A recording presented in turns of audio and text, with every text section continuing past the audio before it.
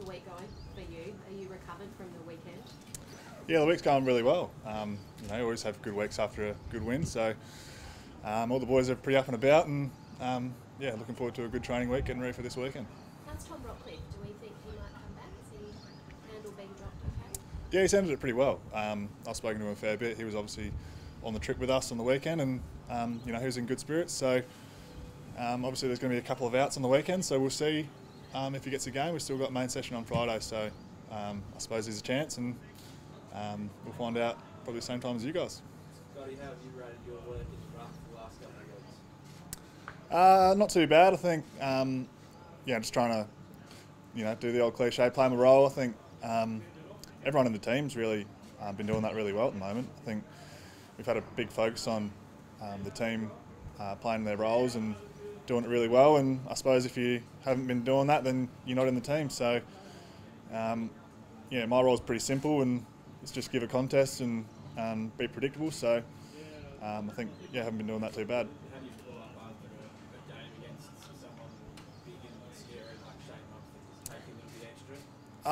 Well, he's not that scary to me, but I think you pull up pretty sore after every game. On the weekend it was quite humid, and being up on the Gold Coast, it was a lot different to what it's like playing down here in Adelaide. So, you've got to adapt to every game and every opposition. So, still sore. It looked like he gave you a few accidentally on purpose sort of knocks around the place. Did you feel that? Yeah, well, definitely felt like that. I think hopefully he goes around next year, so I'll be able to give him a couple back. But, after the game we shook hands and it was all good, and I like playing those kind of physical games anyway. So as you can see, I think I've got a bit of a black eye, but hopefully he plays again next year and we'll go again. There was a little one there, I remember what quarter it was, but I reckon he jumped into you, the bounce got recalled, and then the next, you ran straight at him and stuck in there right in his chest. Can you tell us about those little jewels as a ruckman that you have, and how you just want to get one over just at that very next contest? Yeah, well, I suppose in the ruck it's a lot different to every other position because you only have one direct opponent, and so when something happens against you, you kind of take it personally a bit. Well, I do. So he got me one, and I knew I had to get him back, and I guess that was my way of getting him back, putting a knee into his chest. So, but he copped it pretty well, and we kept going. Scotty, I noticed not so much against Shane Mumford, but some of the more athletic ruckmen, rather than barreling in and those centre bounces, he kind of toe around and go up to the line and get his body position a bit more. Can you just talk us through that tactic? What kind of has prompted that? Is that something you've worked on with coaches, or are you just used to negate some of the other guys' athleticism? Just run us through that a little bit. Yeah, well, like I said, every opposition is different and every ruckman's different. So, guys like Nick Nat, who rucked against a few weeks ago, has a massive leap. You've got to do things different.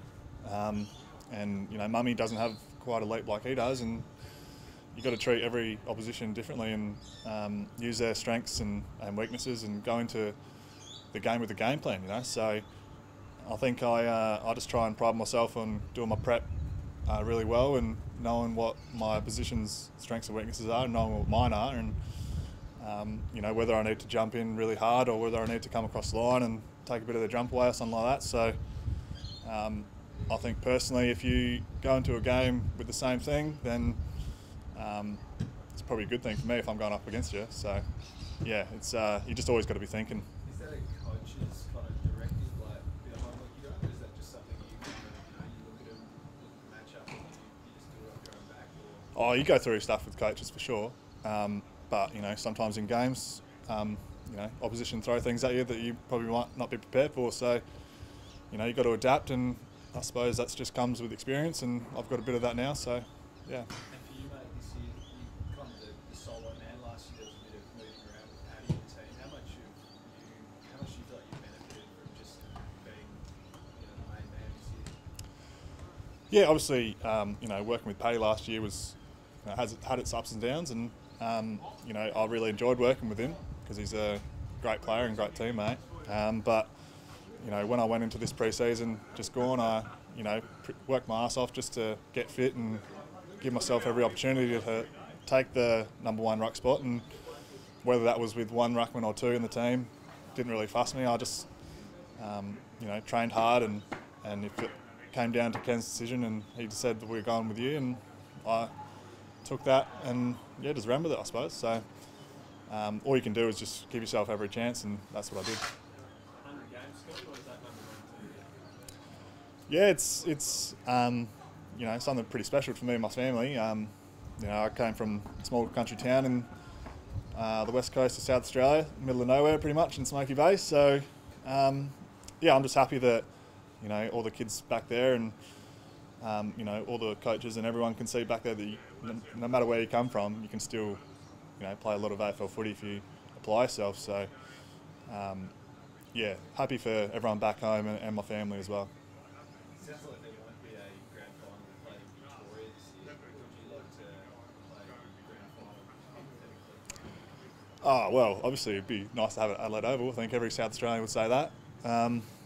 But I don't think my opinion's going to, you know, sway the AFL to make it have it at Adelaide Oval. So I'm sure they're making all the right decisions and things that's best for the game, and I'll back them in to do that every you know, time. As a stadium, how quick do you reckon Adelaide Oval is to host an event like that? Oh, I think it's an amazing stadium. Everyone that's been there when it's packed can see that. So I'm sure it'll be talked about, and I'm glad that it's not my decision to make.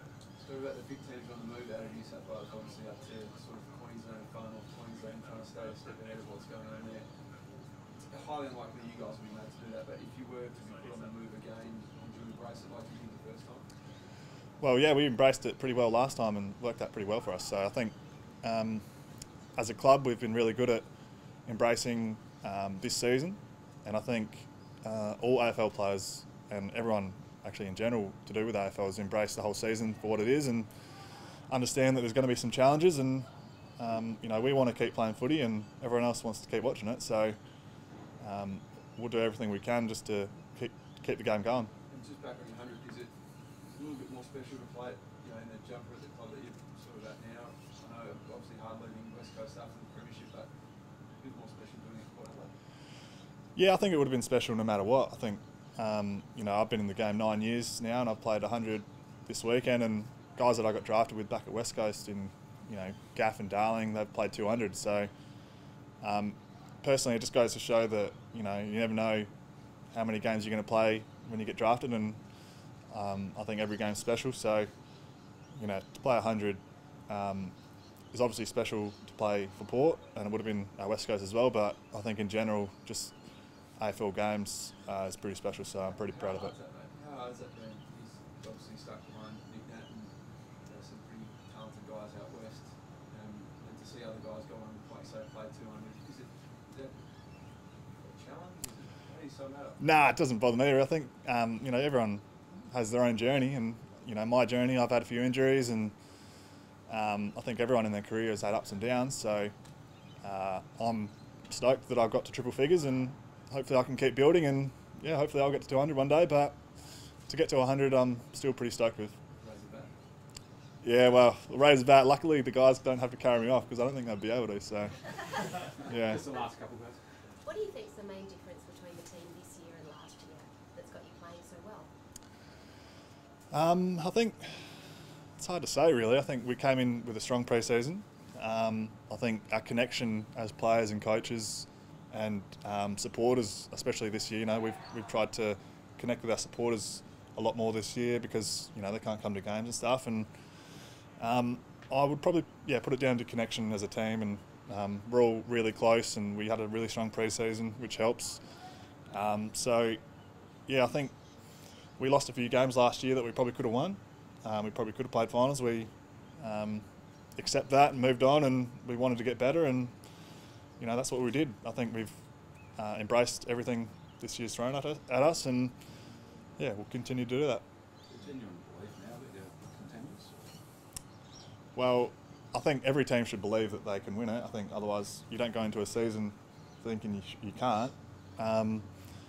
But you know, we're just trying to build momentum, and you know, winning against GWS on the weekend was a massive step for us. You know, we got tested in that last quarter, and I think in the past we could have easily fallen away and lost that game, and probably would have affected us to play finals. So we're starting to build belief, and you know, there's still 10 more games to go in the season, so we could win 10, we could lose 10, but we're giving ourselves every chance and staying connected and just enjoying being out there.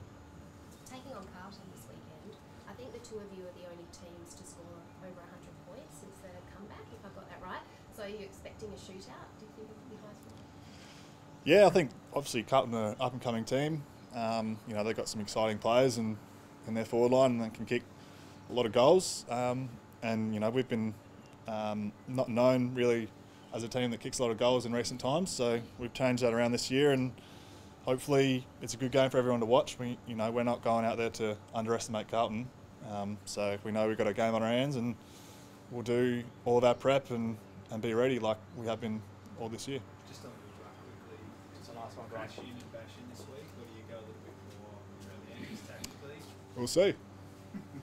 Just keep that close to the chest so far. I'm not going to give away anything, so yeah, we'll just. I guess you guys will just wait and see. What do you know about Kidney? Not much, to be honest. I haven't rucked against him before, so I'm starting to do some prep today, day after tomorrow, and then really get into it on Friday. So from what I've heard, he's had a pretty good season so far, and definitely won't underestimate him, that's for sure.